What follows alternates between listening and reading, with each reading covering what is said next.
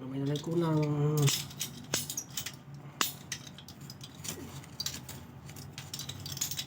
PPR yung gamit natin. Tapos heater, yung heater natin, no?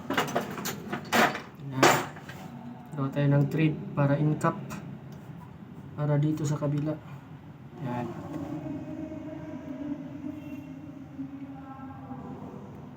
Sobrang init to.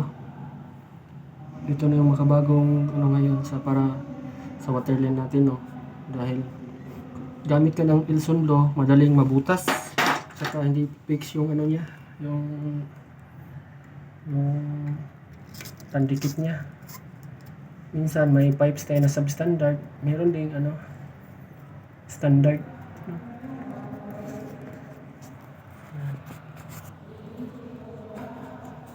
Ipitan natin para malagyan ng thread. Saka ang isa tanggalin natin. Ito. Yan, may thread na, no.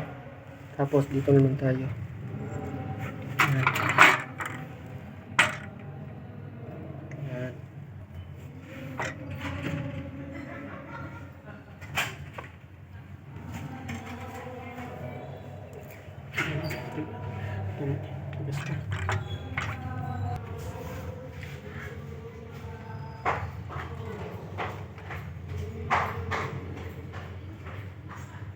Yan.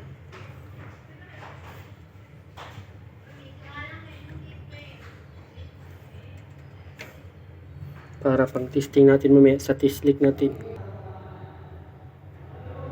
Balik natin.